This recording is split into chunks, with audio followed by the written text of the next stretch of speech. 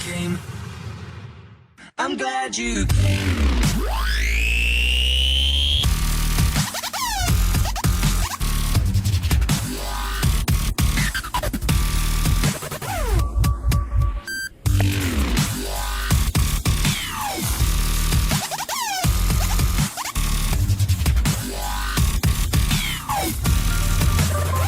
Turn the lights out now. Now I'll take you by the hand.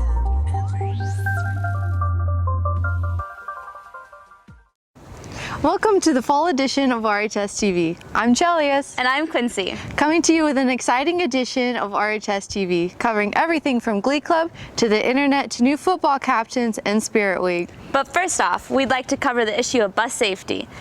We go to our on-field correspondent, Maddie, for more details.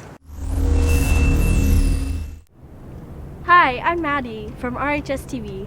Today we'll be talking about bus safety and why it's important. We'll walk you through the do's and don'ts of bus safety and show you how to prevent accidents.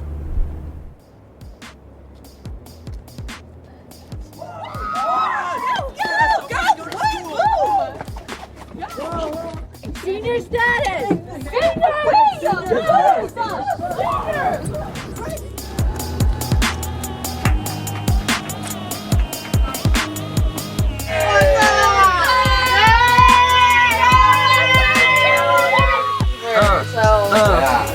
Get that cat, Daddy! Oh, thank you. Oh, thank you.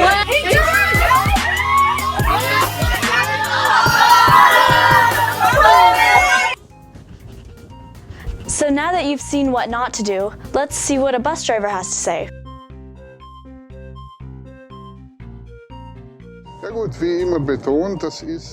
It's always the same thing. We fear the issues that the children may hurt themselves or end up going to the hospital.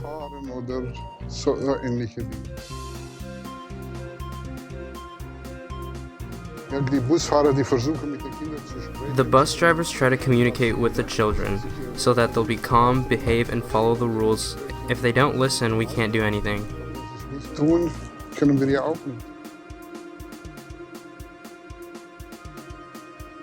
It's a very big distraction. Eventually we gain experience and deal with it better.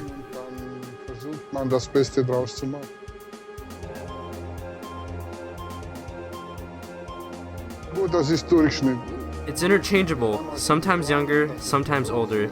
There's always that one kid that works everyone up.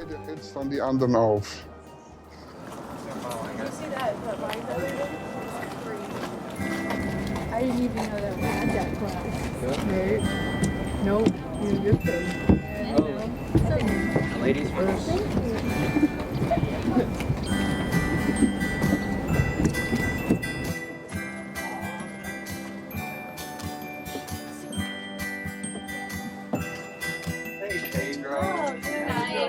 I just got up school, going home,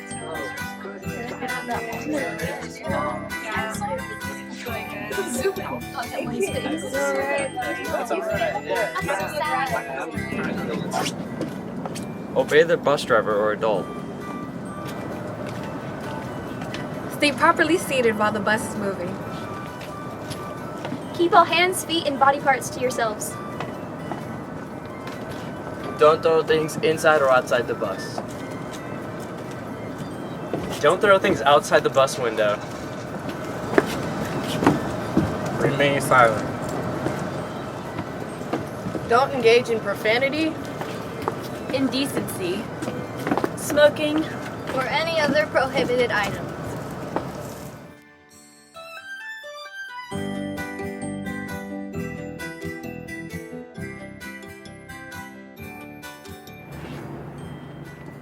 Now that you know the ins and outs of bus safety, you're ready to ride. This is Maddie signing off. How refreshing to see updates to the bus safety video. Yeah, but that's not the only thing that's been updated. We've added some new clubs this year. Giving us the lowdown on these new clubs is Quincy. Glee. What does Glee mean to you? Do you think of the TV show? Maybe you've heard a local Glee performance. Or have you only heard of it? To get a better understanding of what a real Glee Club is all about, we go in depth to get some answers. Asking about a scar. I know My name is Evan. I'm Audrey. Harrison. I know you're trying to forget, but between the drinks and I'm the creator and the coordinator of Glee Club. Mostly, I'm a vocalist. Just another musician. So if by the time the bar closes, Glee Club is all about developing your own sound and learning how to perform for one another, as long as breaking out of your shell.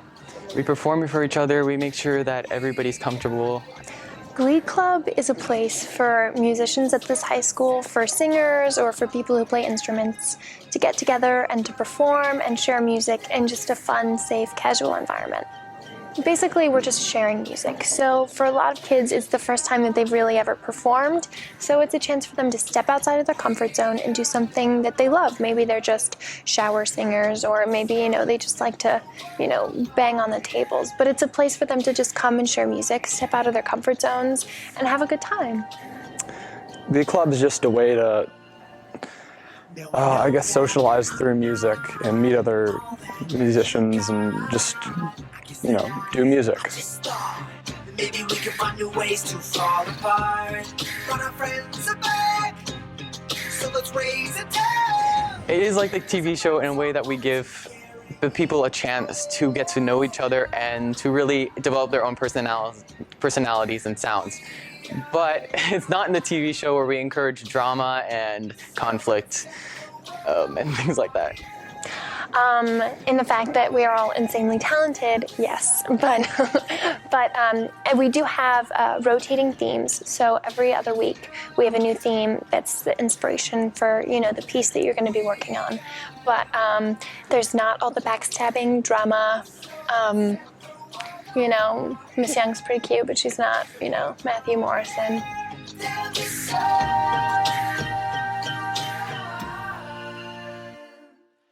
I play violin, I play cello, I play percussion, drum set, and piano, along with the guitar and some other things. I play a little bit of piano, but mostly I'm a vocalist, and I have a lot of classical vocal training. I play bass, ukulele, didgeridoo, Jew's harp, panpipes, alp horn, and the spoons. Like what you see? If you're interested in joining, breaking out of your shell, or just enjoying the musically talented company, you can come and check it out every Friday during seminar.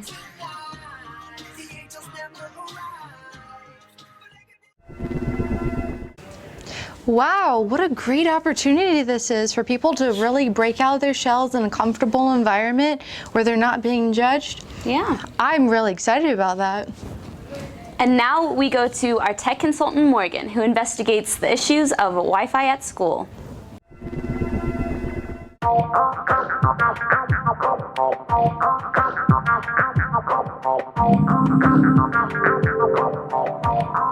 Technology and teaching go hand in hand in today's modern learning environment. However, with technology comes responsibility, and the latest question of responsibility is, should students have access to the school's Wi-Fi? Today, we're going to ask students and teachers their opinions on this hot button topic. We stopped by Mr. Korea's room to see his take on the topic. What I think and what is official policy is probably two different things. Because we work and live in a DoD network, they control the rules. And officially the rules are that you have to have a DoD device attached to a DoD network. So that's the situation we're under. Whether it should be, I mean, a lot of times in international schools and in the corporate world, there is software easily available where people bring their own device, BYOB, which seems to be a trend in education throughout. But because of our network is going through a battalion or through the military, we have to follow their rules. Now let's hear from Mr. Petritz on why he believes students want access to the school's Wi-Fi. I understand students' interest in wanting to have access to the Wi-Fi. I think it's a reflection of how they were raised, what they were exposed to growing up. This generation of students is different than prior generations in terms of how they access information, where they get it from. So I think it's natural for students to want to be able to access it and feel connected through social media, or to be able to access information for a school course. So yes, I understand the need and the desire for it. We just have to find a way to provide information access while still following Department of Defense regulations. After hearing from teachers and administrators, we're going to see what the students of Ramstein High School think. I do think that the students should have the Wi-Fi because they can be used for educational purposes, but it just needs to not be like abused, I guess. Yeah. The reason why students want the Wi-Fi is probably because to text their friends during class when they have nothing else to do. But yeah. I think some students would use it for educational purposes, such as like flip math. If there's not enough laptops, they'll like bring their iPad or something and do the videos there. And some students, they like do Snapchat, Instagram, Kik, and all that extra stuff. So. We've heard all the views and opinions of the students, teachers, and administrators. It seems that despite everything said, the school's Wi-Fi policy isn't going to be changed anytime soon. This has been Morgan reporting for RHSTV. It's a ray gun.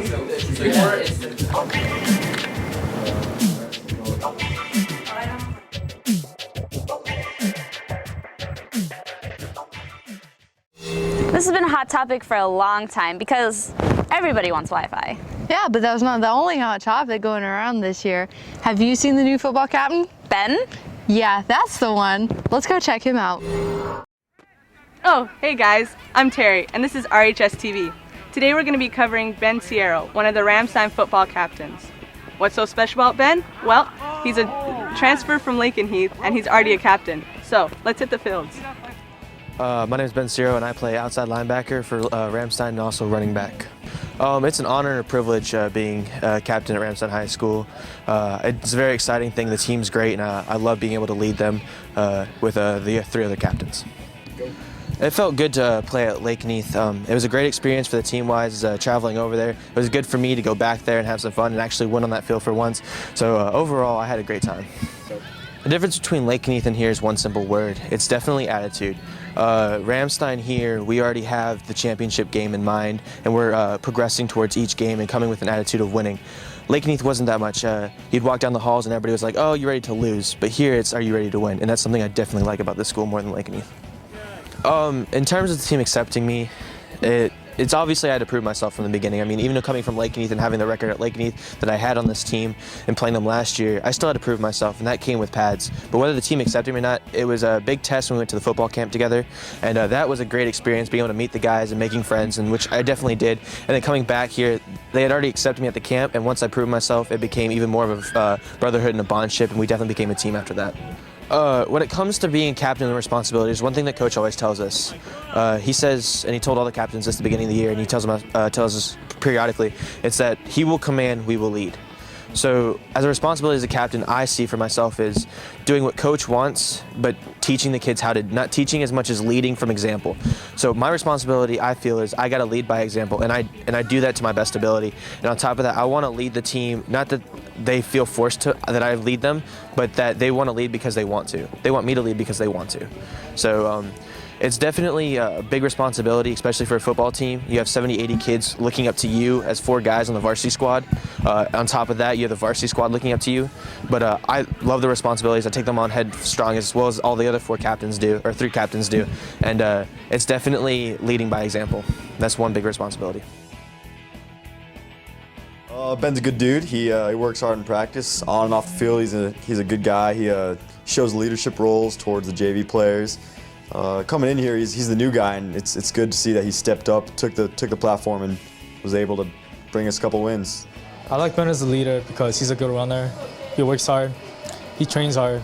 And when I first met him, he told me that the only thing he cares about is God and his family and his alignment. So, yep, he's my favorite captain.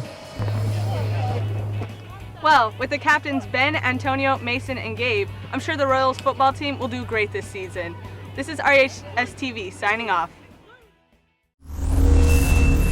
Wow, what a lot of love, dedication, and spirit on the field.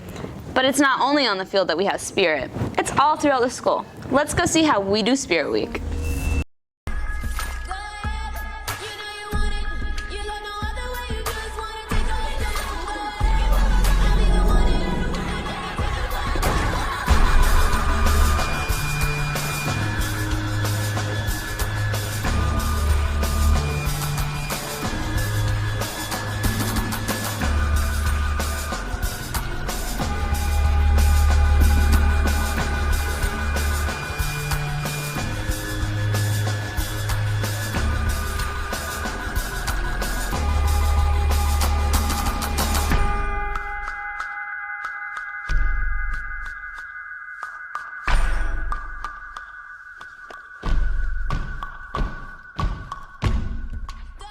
Hi, I'm Meredith with RHSTV, and welcome to our 2014 Royal Carnival Spirit Week. Let me get right to the point.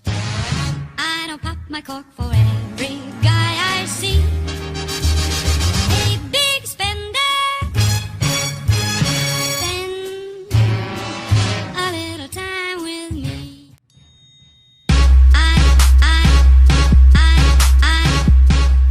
On a scale of 1 to 10, I feel like I have school spirit at 10. I've participated every day so far.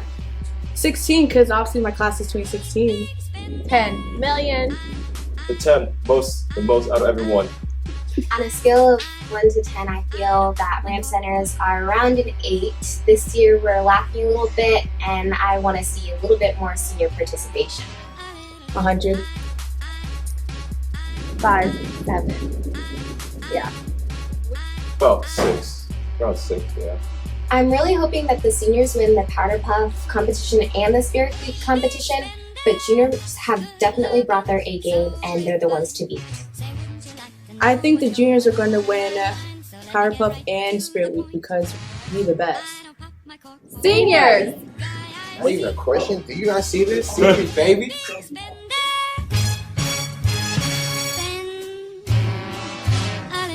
I think Ramstein's going to win the homecoming football game. Obviously Ramstein because Royal Nation. Ramstein, of course, because we're awesome. We always win. Ramstein, Royals all the way, Royal Pride, you know? I'm definitely excited for homecoming. It's my senior year, it's my final one, and I definitely want to just have a blast. Of course! Who's not excited? Turned down for what? Yes, I'm very excited. Extremely excited. Yes, I am. I am. I love this time of year. I love the Spirit of the Kids show, and I just enjoy watching the kids get a little bit looser and have a good time. It's going pretty well for the juniors, but everyone else, you know. I think it's going really good. Everyone's participating in it, so I think It's going great, better than I thought it would be. Spirit Week has been really great. I've seen teachers dressing up, which is really cool. I've seen a lot of kid participation. We need more of it, but I think it's been a great week. I love the topics for every day. With the juniors taking the lead in this year's Spirit Week competition and the Royals destroying the Raiders, I would say that this year's homecoming week was a success. See you next year, Royals. Riptide! Yeah! What a great lead up to homecoming. If that's any sign of how the rest of the year is going to look, it should be nothing less than royal. And keeping up with the royal high standards is Chelios and Quincy. And as always, keep it classy.